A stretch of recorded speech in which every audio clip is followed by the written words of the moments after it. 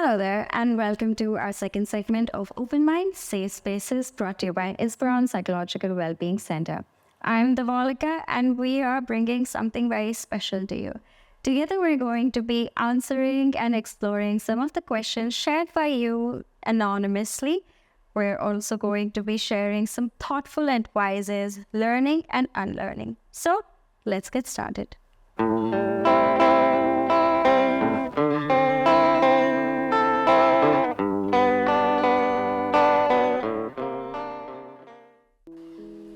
I've noticed that I often take things personally in our relationship, and it sometimes leads to misunderstandings and often into fights. What to do? Well, it's completely normal for you to feel the hurt when your partner says something or feels like that actions are directed towards you. This sensitivity often comes from deeper emotional experiences, from our past experiences, or perhaps from our childhood when we may have felt that we need to interpret others' behaviors. Now, taking things personally can lead to misunderstandings, can make our partner feel sometimes invalidated, that we're not listening to them, that we're not hearing them out.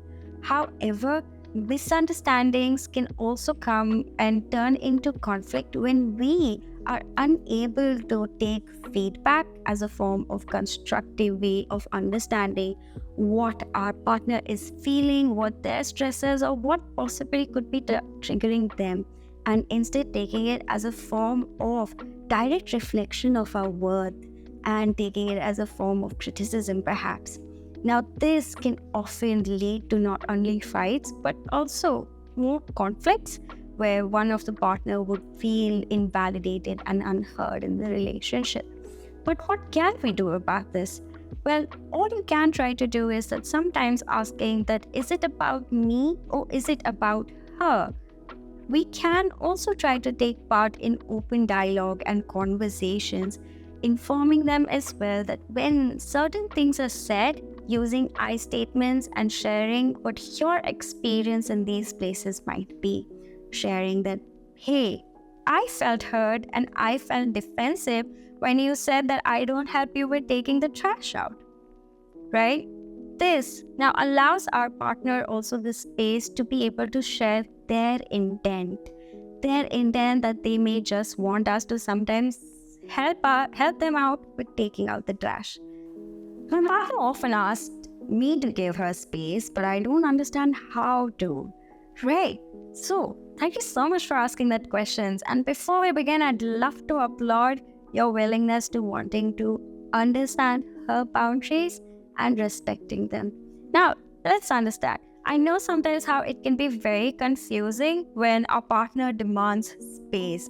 And when in that time we may find ourselves questioning the position of the relationship, right? However, it's essential for us to also understand that how space can mean different things for different people. Sometimes space can mean for certain individuals to give them some time off to be able to take part in processing certain triggers or certain feelings that they may be experiencing in that moment, and then coming back to you.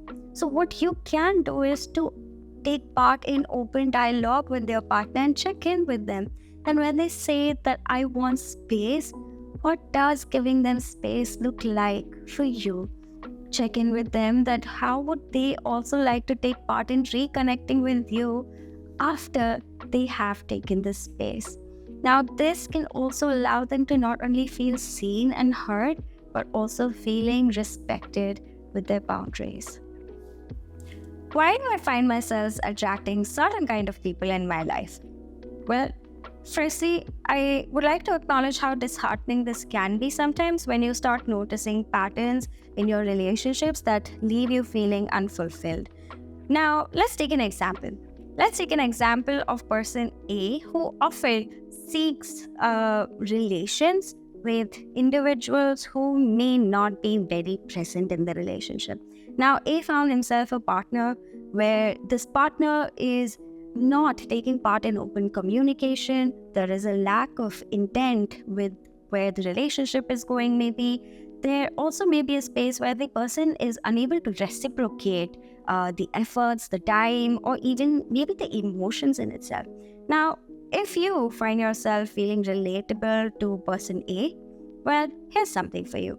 We all find ourselves sometimes attracting individuals who may have very similar unresolved concerns or perhaps unresolved problems as well. Now, this is also something that boils down to the concept of attachment. Now, attachment is something that we form in our childhood with our primary caregivers. Now, the first kind of interaction that we have with our parents is, or primary caregivers, is what sometimes also molds the kind of interaction and forms of ways that we attach to other person as well. So if you are somebody who's wanting to understand a little bit more about why we attach or attract ourselves to certain kinds of people, that also impacts us personally and also our relationships, well, please do reach out to your nearest therapist and have a conversation with them and explore this area with them. Well, so is it okay to date someone who doesn't share the same values as I do? Well, let's look at it together. Now, often differences in our values can lead to fundamental conflict and also leading towards more misunderstandings down the line, right? However, some differences can sometimes still coexist together with some amount of understanding from both the partners. Now, often what happens is that values are some things that are very important, as they are not only allowing us to navigate, but also making decisions in our life as well. Now, let's take an example. You and your partner might be on a scenic route, right? Now, as you are on the scenic route, you are still going on about deciding your destination.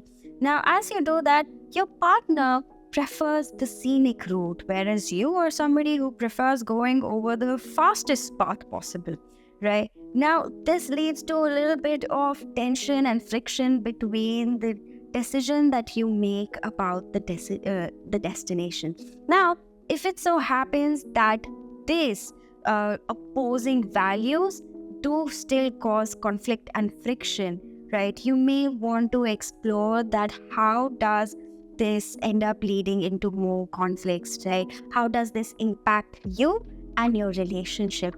Whereas sometimes being able to have different values and coexisting with these values is also very much so all right. However, what you can take part in is some amount of open conversation with your partner, checking in with yourself as well that, oh, hey, what are some non-negotiables for me in this space, and how does this also impact me directly? What you can also try to check is that how much can I compromise here? Is this something I can and would like to compromise for this one time? Right? Now, if you also still find yourself getting into more conflicts with your partner or are unable to explore this and take part in open dialogues, well, go down to the closest therapist and explore this with them.